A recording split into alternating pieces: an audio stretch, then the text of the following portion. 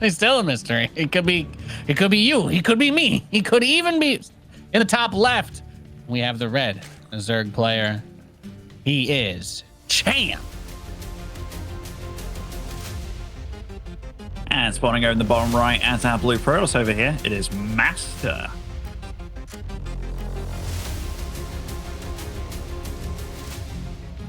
Yeah, I'm almost sad that there isn't an early probe, you know, with a forge and all that jazz, just because... Little cheeky rush de la cannon.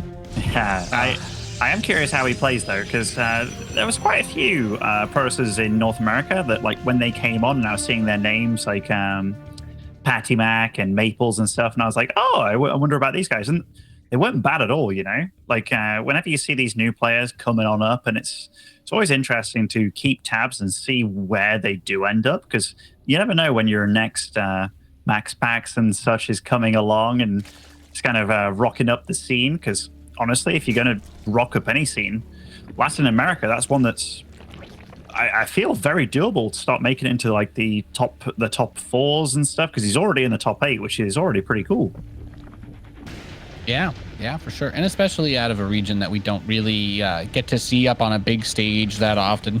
Probably, I'd say that, especially with the DreamHack Masters format that we've been using for the last few years and ESL Pro Tour, is probably the most exposure that we've really been able to give these guys, because sometimes they hardly even got that mainstream spotlight back in the WCS days for Latin America, or they had to compete through NA, or I think they had their own tournament too. Like, it was completely separate. So it was really hard to follow that space. But hey, if Special is dropping a series to eggs, then I suppose, you know, if you're thinking about the seat of power being destabilized in this region, then perhaps there is some room for a young MasTeR to rise. Although, you know, maybe he starts as Padawan, but if he's already a MasTeR, that's got to be pretty good, you know, right? Can't be that bad. Yeah, definitely. And if I think about certain regions, like getting mixed up by a single player, you know, if Australia was anything to go by, that whole scene was in a ruckus with one little Brit coming on over called Risky. Made quite a few of those Aussies quite mad at him taking their money, stealing their women, and doing all that jazz. So, yeah, if there was a time to do anything, the time is now. The NA experience. Yeah, absolutely. All right. Stargate coming online. So far, builds from both of them, absolutely normal. MasTeR has that Stargate positioning where it's like a bit Zest-esque, where it's like, all right, have the pylon, the Stargate pretty far out here, so it's just a little bit closer to my opponent. And he's going to send the Oracle most likely right on across the map, still with the probe out and about, just kind of poking and prodding and seeing what he can spot on the other side. Yeah, that's a nice little position to maintain, especially if he was watching that earlier series. Shouldn't really be expecting a Zergling focused style out of Cham, and I don't think that we're going to see that in this series from him, just based on the ZVT earlier. So the Overlord will scout and see the Stargate. He would have known about it kind of soon anyway, because the Oracle is on the way over. But he does have a single Spore Crawler being built over in the natural, and he already has one done in his main. So he should be, for the most part, okay against this. Yeah, definitely. And that Spore Crawler a little bit late to be done, but I say that finishes just in time to save the next bunch of drones. So nicely timed by Cham. This is a peculiar map, though, because we look at how MasTeR's expanding. This isn't one of those maps where you have to really worry about having extra units out to get your third base up. You're just plonking it right up at the back there, and it's already halfway along. So very nice usage of the map by him. Yeah, so if he decides to play this straightforward, then I guess we're really going to get to know MasTeR in the way that he's going to play this. We got a new player that comes on, and he's like, yeah, I'm going to play macro game. I don't need to cheese or do anything over the top. Nothing ridiculous, nothing reckless. So Cham's going to boot up that Rotor, and he is actually going to get +1 and Ling speed. So we get to see him use more Lings here against the Protoss side of things as 2 Oracles make their way into his base. And he's going to push him back with the Queens. Not too much trouble. Not too much trouble at all. He's got quite a few Overlords out as well. He's got good vision of the map. So not to be caught off guard on either side. Drone's kind of moving a little bit funky there. He has a Spore Crawler. That was one of those And moments where the drones are like, I'll have your legs. And you try to bite at the oracles there. When the random player tries to click on his, spore to repair it, but he can't. Yeah, that's a rough one. That's a rough one. Cham overmade a few overlords here. And when I say overmade, I'm going to guess he overmade just because that looks a bit hefty to me, unless he just wants to whip out a lot of units all very, very quickly. And MasTeR, is he getting ready to take a 4th base as well behind all this? That would be kind of crazy, but I kind of like it from him. He's just powering up really hard. And if you're on even bases with a Zerg as a Protoss, that's a fantastic spot to be in. There's no pressure to do anything. Just keep macroing up, get your upgrades, and you're going to have that supply efficiency. So if Cham does not want to try and strike at his opponent, then that passiveness could end up becoming a problem. He does have a lot of lings moving on the right side of the map. Speed is ready, but +1 is not yet. I want these oracles to get on home. Like, he just missed these lings moving out. This could actually be very problematic. Cham, by the way, what an overlord guy is he? He's going up to insane oversupply here. Blink isn't quite done, and he doesn't have a shield battery here, doesn't have force fields either. This is actually really bad for him. Yeah, the oracles come back, but he's lost a lot in the process. Those stalkers struggling against the +1, and oracle flies right over into that spore. It does kind of barely get away, but he's getting a baneling nest, and he immediately starts +2 melee. So he's very focused on having those zerglings deal a lot of the damage, while 3 oracles of full energy fly right on past him, and those lings move into the natural, or the 3rd base, excuse me, or I guess 4th. I guess it's the 4th base in this situation. By the way, one thing I have to note, like that probe count, I think MasTeR's actually been out mining Cham for quite a bit of time here. Like he's actually playing, or I say that, and the income tab is maybe very slightly in the blue favor towards the tip there, but it's very impressive how he is probing up as much as he's doing. Resources lost tab is in favor of Cham right now, which is, it doesn't really tell the whole tale of this game. Like, it's definitely cool how MasTeR's playing. He's almost playing Reyna style in that he's just probing like a madman, playing super damn greedy, and he's got more oracles than normal, which I think is pretty cool as well. Yeah, definitely. It's definitely a unique style because he wants to build the stalkers, obviously. I think we can all tell. But having 5 oracles with them is his way of saying, yeah, I don't want to build zealots. That's not what I'm going to do. I'm going to use oracles instead, except then you get into these awkward spots too because you're turning a pulsar beam on and off, and then the queens show up, and the oracles themselves are still pretty fragile. And unlike zealots, they're very expensive. So it's definitely an odd way to try to solve this, to crack the case of this game. Just because pure stalker, I mean, unless we're going back to the days of MC, the super old school. But that's, we don't play on Frost anymore, tragically. Very tragically. I do miss that map. It was a beautiful one. He's got 2 robos finishing up very soon. He's got a 2nd forge on the way. Didn't start like +2 attack or +1 armor or anything like that. I do hope he kind of resumes those upgrades fairly soon. And we see a robo bay on the way as well. I mean, he has supply blocks, so I'm curious about what he's going to go for next unit-wise. But he's establishing himself in a decent position. It's just Cham is powering on through. He's hit that +2 now, weapons. He's got some dropper lords somewhere on the map as well, which we all know what they are really good at in this matchup. These oracles can definitely start dealing a lot of damage though. Even go for the spore. Yeah, I mean, you have this many oracles, you can melt down pretty much anything, so that anti-air becomes even more important. However, I think there's a few too many queens and not enough hit points or energy on the oracles to maintain that. And now there's this lull where, the oracles can do all of those things that we were talking about earlier, but now they have no energy. So you have just stalkers versus ling, roach, baneling, and I was gonna say maybe a few ravagers, but no, he has not opted for those bad boys. He just wants all of the banelings. So many banelings. Whatever that old video was of Artosis, so many banelings. He's over 50, so I think that legally qualifies as so many banelings. Oh, that's a lot of stasis wards that are all getting triggered. In fact, every single one triggered there.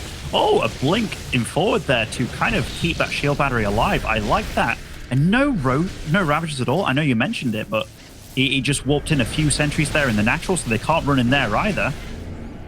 Oh, that disruptor. Cheeky hit on himself. Yep.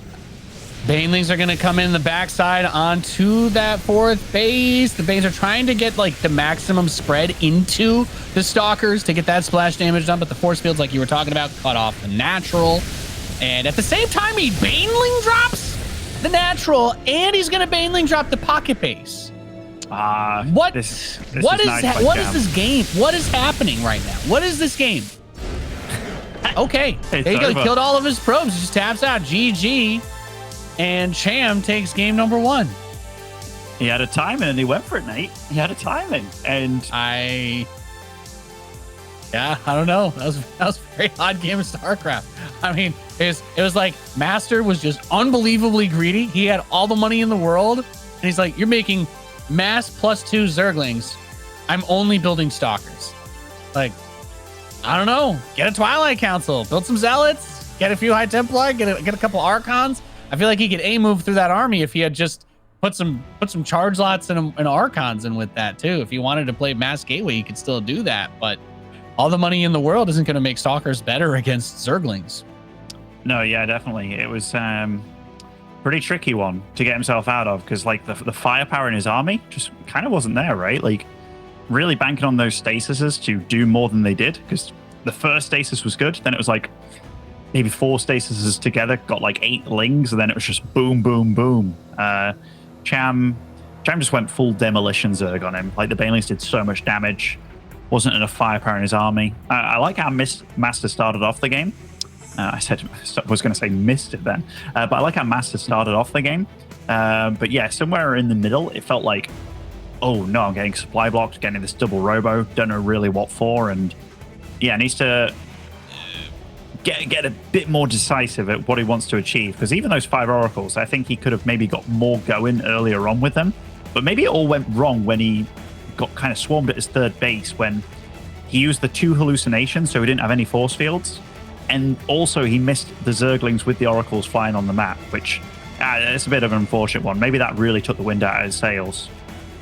Yeah, I mean, he did end up losing a lot of those Stalkers early on, and despite the fact that he got up to 4 bases pretty much completely uncontested, just could not round out that composition beyond Stalkers. And maybe he was thinking, based on the earlier match, that it would just be a bunch of roaches and that Mass Stalker would work. But we see Cham is a little bit more flexible than he led us to believe in that series against Kelazur. And let's find out now as we go into game 2 if that's going to remain true.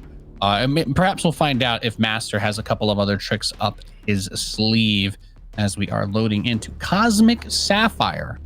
I think Cham is just a big brain dude. It's like, oh no, Kelazur, you beat me. Now you have to play against Special first. And then like with the little finger at his mouth. And he's like, oh, well, now I'm alive, baby. And then starts playing really damn good. He's just going like full Dr. Evil style. He's like, well, it looks like now you have to play Special. Yeah, beautiful. That's what I love. Absolutely. Okay, so if the impression doesn't really work, you can't see me putting my pinky on the side of my face. It's all right. As boomers out here, we know what you're doing, Nate. We know what you're doing. Okay. All right, Cosmic Sapphire spawning over on the top left-hand side. As the red Zerg, it is Cham.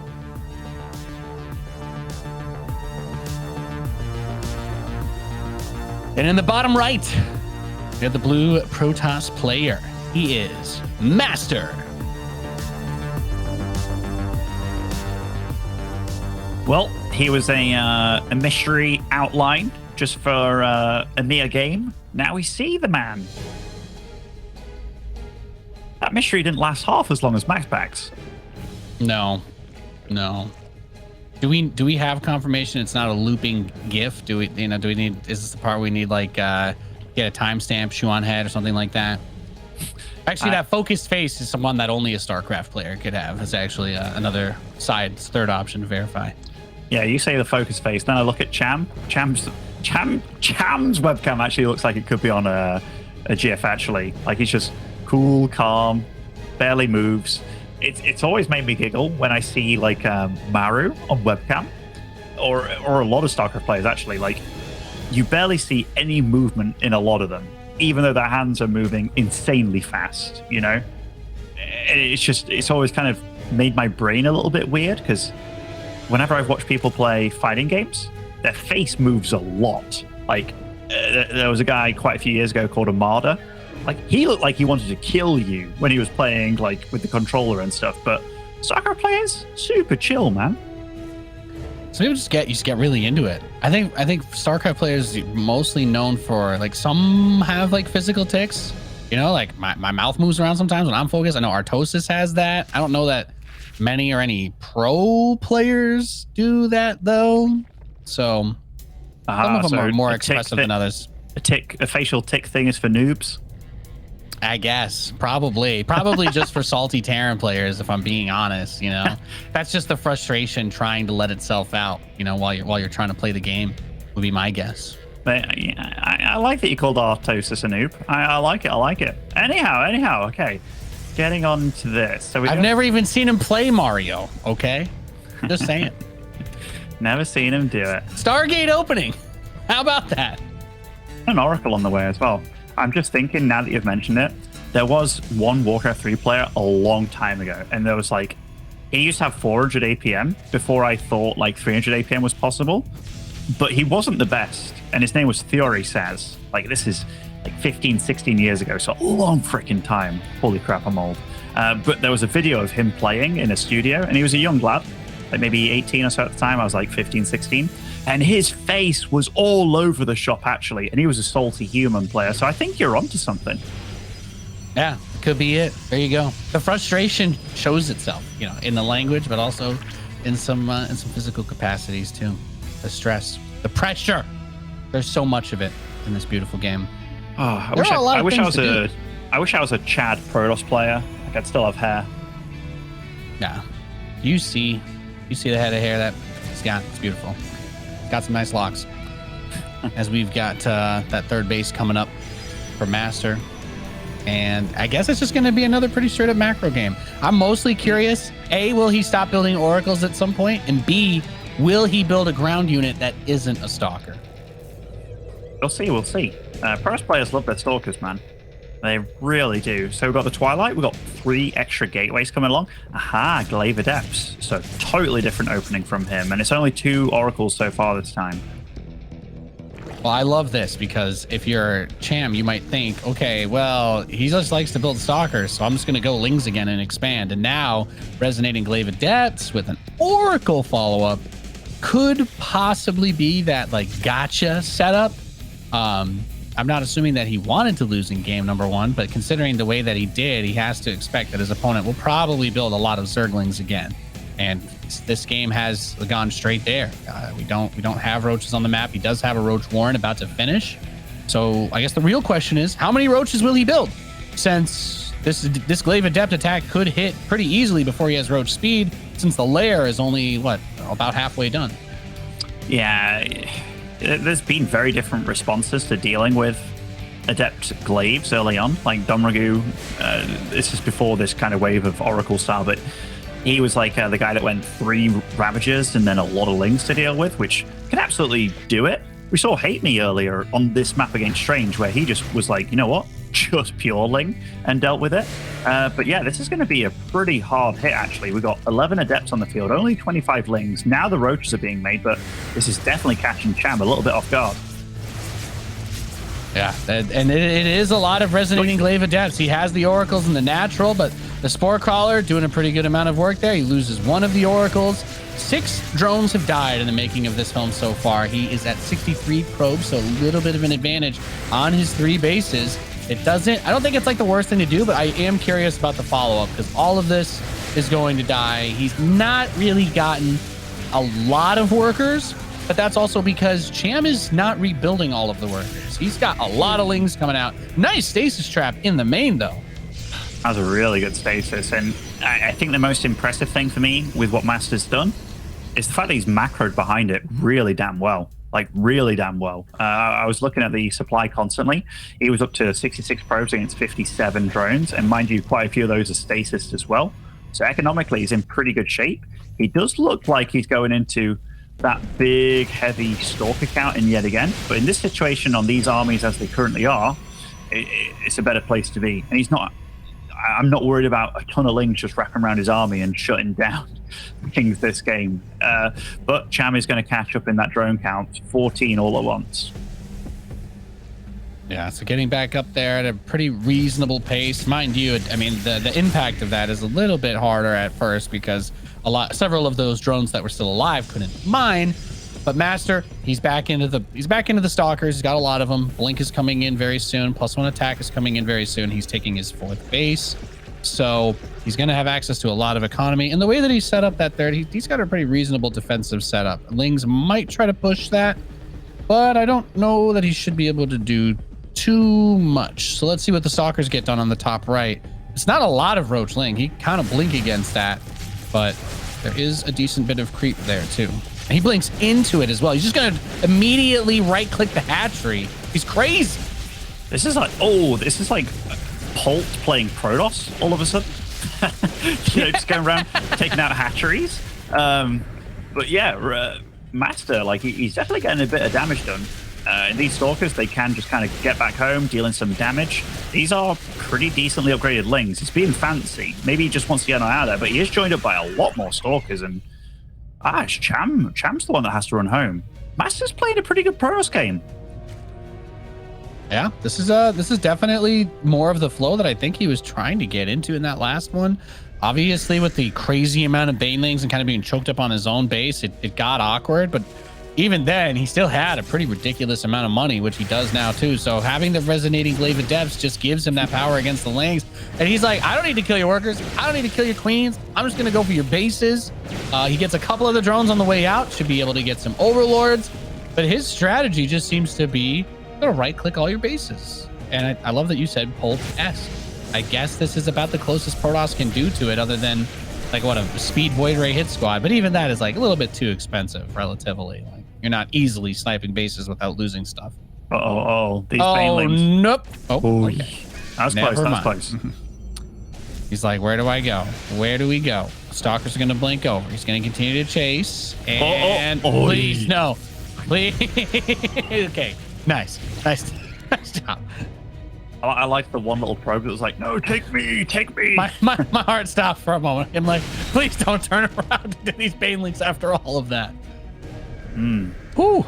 And he stasis a huge amount of the Zerg forces over there. He put himself into a position to be sandwiched right as it expired, which is interesting, but he blinks away and he's fine. He has, again, a lot of stalkers. So yep, pick off the base, keep blinking back. The oracles are going to roll up now. There is not really any anti-air, just a single queen off creep. Not doing a whole lot. I mean, and I think he's got a depths in that left side base again, too. Boy. Oh, those warpins were sad warpins. Even the Zealots could have got blown up there, but lots of damage being done on both sides. I think MasTeR might have this, This is starting to get really crazy and out of control. Yeah, he's definitely getting a good amount of momentum going on this one. He's also securing the east side expansion north of his main base. Cham's Overlord can see it. So I guess the concern here is maybe he overextends because his army is again, it's just stalkers. He has, I guess, some zealots at home, but no charge. He keeps sending adepts to the left side, but he's just throwing them in to die. Whether or not he's getting big returns on them doesn't seem to be a factor. I mean, he's doing pretty well. Like 30 drones have died this game. I think a lot of it is from these random adept attacks, which you don't often see random adepts, a good 10 minutes into the game. These Banelings, though, oh my goodness, that could have been way worse. Only five. No. Oh, there we go. Okay, okay. Where's the drops? Where's the Baneling? We had Baneling drops last game. Huh? Huh? You too good for Baneling drops on Cosmic Sapphire? Spicy, man. It's spicy. Like, Cham, if a few of these Banelings connected a little bit better, it could have been really bad for MasTeR, but man, they're both brutalizing each other's economy, and it's a fast-paced game. Neither one of them will engage army to army, but they will both happily throw thousands of resources into each other's mineral lines. That is a beautiful way of describing StarCraft. Prism is going to get pushed back. Some of those adepts get pushed back. The Zealots will all die. He starts charge now. Might be a little late on that one, as we have a ridiculous amount of Lings flooding out behind this push. Yeah, these +2 Lings are definitely dealing a lot of damage, and MasTeR went for... Oh my goodness, that was a ballsy blink. Banelings here, there, everywhere. It's kind of hard to keep up with what exactly is going on, but blinking on top of roaches, maybe not the move, because then you can't blink away. Yeah, the roaches, I feel like, actually kind of traded pretty well here. We have to remember, there's a lot of Zerglings that have been built, so if we get past the point of the Stalkers being able to, like, stagger backwards away from them, then the Lings can just surround him and kill everything, so... when did Cham get 3,000 gas, by the way? That is...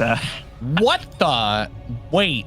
Okay. Can we get... Can somebody get me that? I don't have it on my soundboard. Can I get the so many Banelings again?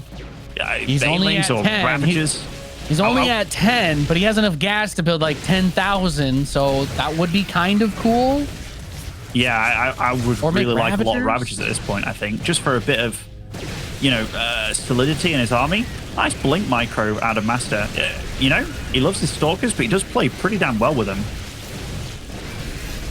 Yeah. He does like just building nothing but Stalkers. The blinks are pretty good. It's just hard because like some of these trades, you're just in awkward spots. And he's also been blinking into those ridiculous numbers of roaches. So Cham with the gold minerals, this is where the ability to spend your 3,000 gas should come from. You've got a tremendous amount of mineral income. Funnel that into something that's a little more gas heavy. Turn all your roaches into Ravagers. Make a bajillion Banelings. I mean, he won the game. He ended it last game with just like 40 Banelings or 53 Banelings, and he just crashed them all into the third in the natural. So maybe just try that again. I don't know. He really is not about that Ravager life. Like, Ravagers cost 75 gas, 25 minerals, if I'm not mistaken. And that will help so much with just utilizing that supply, just to get up to 200. Just a lot of range damage as well. Because, I mean, he does have +2 upgrades. But he's just fighting pure Roachling Bane. It's almost like a... I want to say like a Hots-esque kind of army. Yeah, exactly. It's like just Roachling Bane all day, every day. And it is against Mass Blink Stalker, so maybe we are actually just watching a game straight from 2014. But at least for now, MasTeR's going to hold on the defensive side. His ability to counterattack, of course, still limited by the fact that he's only building Stalkers, and Zerglings on creep are pretty good. But I guess that's how Cham ends up with 3,000 gas, at 3,400 now. He's... I don't know. I don't know.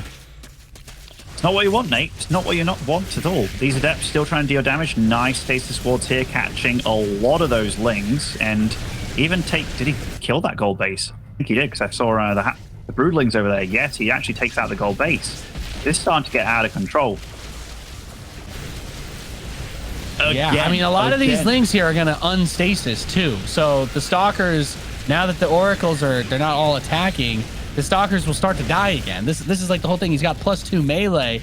He can keep building nothing but Stalkers, but he's going to mine out all of his bases. I guess his plan is to just mine out the entire map, building nothing but mostly Stalkers, and just sending them in to die over and over again. Finally, some Charged Zealots come in here on the northeast. I love to see this. He's got a little bit of a buffer now. He can continue to blink those Stalkers back. He has the Prism. Gold base is shut down. And MasTeR should definitely win this game because Cham has 4,000 gas that he's still mining for whatever reason, but also not being willing to spend at all. So I don't know. MasTeR might still die here because he's only building Stalkers, but it's a mono battle game, isn't it? Yeah, it really feels like Cham rolled like Zerglings and MasTeR rolled Stalkers, and that's it. And they've been honor bound, I suppose, oath sworn perhaps, to build nothing other than these handful of units. The supplies are so close between them. It's just MasTeR's been macroing a lot better than Cham. Like his minerals are staying low continuously. Like he's always using them. He's always harassing. How many drones have died? 68 probes have died to 48 drones. So I mean, they've both been battering one another. It's just that's 4.5k gas. And he's not used it at all. Like, I'm kind of speechless. Ravagers aren't that bad. No, it's only 25 more minerals and 75 gas to turn a roach into a Ravager. So if you can get the 12 seconds available that it takes to do that transformation, I feel like with the mass Zergling, they synergize really well. Also, I don't know. MasTeR's approach to upgrades this game was just get 1-1 and stop there, which I think is a really funny way of going about it. Okay, I'm breaking out my calculator app.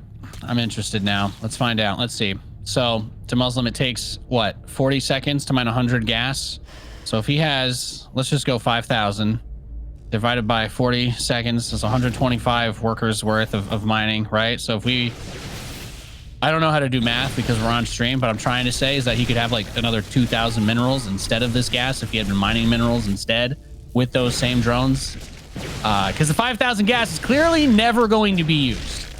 So, yeah, I think your earlier point about macro is kind of where it's come up. Yeah, now the mineral income falls off. Hey, the gold base. He's doing it. I don't know. I mean, he's not really doing it. He's just building. He's spending some gas. Sorry, in case anybody was like kind of staring off on their other monitor. He's spending some of his gas. That's what he's doing. I don't know that anything else is really happening at this point. Like MasTeR played a good game, man. Like he really utilized the map. He was fighting in 2 spots at the same time, then harassing in 1 spot continuously. Just really good play. And I think if Cham had tried to tech up hard, like if he had tried to move into something completely different, I think MasTeR would have probably overwhelmed him during the transition period. So I'm not even against the fact that he's been on this composition, but I think both of us have just kind of been trying to reiterate that there are some places the gas could go that wouldn't require him to transition away from this, like a couple of Ravagers, for example. So I like to see that. I don't know if it's too late because now he's added sentries and immortals. It's too late. Probably too late. It is too late. It is too late. But yeah. Like, you know, when we were talking about like, hey, just Ravagers, you know, when he was at 3K gas. If you hit 5,000 gas, don't bother turning around. Yeah, I mean, these banelings, he's killed so many probes this game. We're at, okay, how many? 95 probes have died and 73 drones. I mean, it's been a true bloodbath of a game. Absolutely ridiculous. And he defends and clears out the gold base there. But I think now that there are zealots and immortals and archives, I think that's where this just becomes okay. You're not going to overwhelm him and win with a lower supply because you have lings anymore. And that's basically all MasTeR really needed was something to deal with the lings, and he's got it. So I have no idea what's going to happen in game 3 of this match, but I'm intrigued and horrified to see what it is. So let's get there, shall we? Absolutely. And you know what? I'm starting to understand why Jim Rising lost against this fella, because this guy's playing actually some pretty damn good PvZ. And to say I've never heard of him before, I'm genuinely surprised. Like he's playing very well. Yeah. I think if he rounds out that unit composition, like that army he ended the game with, I think he could have made that army and won with it probably when he finished securing his 4th base. Like he could have just added 2 immortals, dropped to Templar Archives because he already had the Twilight, still have 30 Stalkers, but just supplement it a little bit so that he doesn't get overrun by the lings. And if he does, all he has to do is make that next step a little bit sooner in game 3, and I think he could easily push through that. So, and on Cham's side, I don't really know. You need to find a way to add something else in. If it's going to be fungal to try and stop the Stalkers from blinking, or I don't know, the Baneling. The Baneling thing kind of worked when he had him backed up against his own base. He at least blew the base up, and that's how the game ended. And then the Baneling drops. Where did those go? Bring those bad boys back. He killed like 30 probes in 2 seconds with the Bane drops. Yeah, that was like... There's a lot of stuff good in both their play. A lot of good stuff. Yeah. It's just a lot of also getting to that... I don't want to say stuck, because they feel very comfortable with what they're doing, obviously. They just need the icing on the cake. That's all you need. You just need to finish. You need that last little bit to finish the game, because both of them had opportunities. Both of them had moments where they killed everything the other player had, but then just Lings can't end it there when he has the wall and the setup and the oracles, and just Stalkers can't end it when there's Lings on creep. Like that's just the way it goes. You need to have a little bit of variety in the composition. Yeah, and it's very funny to kind of steer clear of Ravagers so hard and like so willingly, because I watch any European Zerg in this matchup, and when they get to that Ling Bane Roach Ravager comp, they're feeling good, you know, once they've actually got it online and they're kind of rocking about, they're bullying the Zerg a little bit, or they're bullying the Protoss a little bit. But Yeah, to totally avoid it. You're really selling yourself short, especially when you've got such a gas bank. But yeah, Cham definitely likes that fun play style where it's like, I'm going to use all that gas on the Banes only, which I get it. You know, I've played 4v4 random team where it's like, yo, I'm playing Zerg right now. I'm going to see how many Banes I can actually get kind of thing. But we're going to get into it. This is the final game here. Really important one. Tropical Sacrifice to finish it all off. Spawning over in the bottom left as our red Zerg, it is Cham.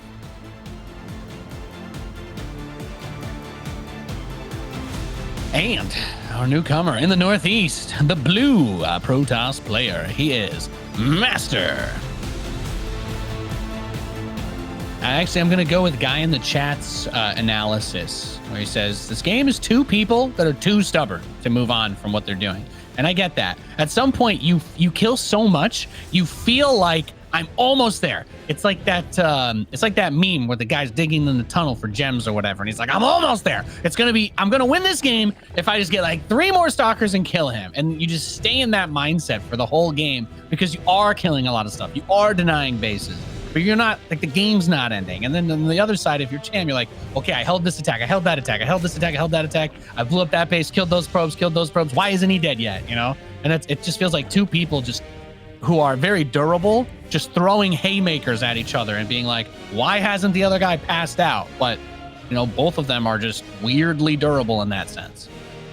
Weirdly durable. Like, they're very nicely matched one another because they both play almost like the other one would if they played their opponent's race, which is kind of a funny way of thinking about it. Like, and this new ZVP style as well. I want to say new. It's been around for a while now, but definitely cool to see how active around the map you have to be. Like, multiple fights everywhere. The Bane is killing probes. You got the Adept, Zealots, and Stalkers killing drones, and all that hatchery sniping that MasTeR was doing as well.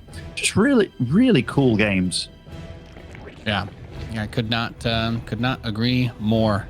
Just a interesting scenario we find ourselves in. I'm gonna just guess here. MasTeR, maybe he does something with the Adepts again, but he's probably going to end up with Oracles and a lot of Stalkers. I'd like to see him add those flavor units in a little bit sooner this game, and I think that would put him in a really good spot. As for Cham, maybe try to get another base up a little bit faster. He tried to be greedy. I think that was one of the weird things he wasn't expecting, because let's keep in mind, Cham's approach to the harass was not, I'm going to pick off units here and there. He got Blink and threw 20 Stalkers at 2 hatcheries and just right-clicked them and killed them. So it was just like, I'm going to sacrifice a huge portion of my army to just gut your economy, but not actually by killing your drones. And I think that also is partially how he got into that awkward mess where you have a lot of gas, because for a while there, he was on 2 bases, but he had like the drones of 4 bases that just couldn't really do anything, you know, and he was just building lings to defend, so... Oh yeah, definitely. I am curious about what MasTeR's going to throw out this game, because he showcased quite a few different builds. They all kind of lead to the same spot of, hey, I really like Stalkers. But yeah, like, showcasing that he knows his aggro builds. He is sticking with very meta style builds as well. And this game, he's just going for an exceptionally quick third and playing kind of safe with it too. Like, he's got the Adept at home, the Oracle over here as well. Because why be crazy? Like, if he sends that Oracle out and there's a few links that turn up, you can lose the third. So he just seems confident in his play. I really like it so far. That decisiveness is really cool to see. Like, obviously it's not the cleanest StarCraft we've ever seen, but there is a degree of like killer instinct at play that some players that are even at a much higher level do not show, right? Where they will exercise restraint where maybe they could get a win. And I will say that the approach that MasTeR takes, if he actually does break his opponent, or if he has an opportunity to do it, he will always jump on it. The downside of that is you can easily overextend, and that's how the game kind of drags on even after you deal the damage. So knowing when to pump the brakes is nice, but it is kind of cool to have a new-ish player that is willing to go for the throat whenever they think it's possible. You know, he's definitely not playing scared. We can say that for sure. Definitely not. And I was about to say, all his micro and control seems pretty damn good. as I was saying it, those oracles just kind of took a little bit of a break randomly, but I don't know what caused that, actually. Maybe he right-clicked on the mineral patch and it just kind of went a little bit weird, but ooh, Spire this game for Cham. Interesting. So I do like this mix-up, especially... Well, honestly, you know what? I'm going to change my mind. I really don't know. I'm actually kind of nervous seeing the Spire because he does have a Stargate, and we know he's going to mass blink Stalkers. So unless this is like the most bully-style mass muta, it does make me even a little bit more concerned. But perhaps it could be he's going to use the Lings with the mutas, kind of like we saw earlier today. We had a little bit of that in the ZVP, and... he's just going to do that instead of the roaches to just try and overwhelm the Stalkers in the middle of the map. But we're also getting something different. We have the forward pylon and gateway. It looks like MasTeR is just going to go for a pretty swift attack with just Stalkers this time. It's a good map to do it on. Lots of these choke points with the ramps, and if you start fighting on those, but those Lings get a nice little wrap around here. But oh, MasTeR was quick to respond, and he's fighting with the Oracle support. And now Cham knows he's against something very brutal. By the way, he's getting charge online as well behind this. Yes, that's Fire is finishing up though. This is the way. The mutas will be problematic with the Lings. I think together, all of them can knock the Stalkers down. If MasTeR was to do like the optimal thing, and then maybe you kill this hatchery, maybe grab that Overlord, pull back to the gateway. If you want to push with charge, chrono charge, warp zealots in, wait till charge is done. But if he goes just straight up this ramp, I think that the 10, 17-ish mutas, everything together could possibly overwhelm this. The choke point his army is standing in, though, is blocking the Zerglings from getting us around. So maybe that's not going to be much of a factor anyway. He does appear to have enough. He's cleared out the majority of the Lings, but the Mutalist count is growing. 17 of them were finishing during this. This was definitely the sign of concern because all those transfuses going into the mutas. Is it going to be enough? Next wave of reinforcements is coming through. It's 4 Stalkers and 3 Zealots, and no, MasTeR taps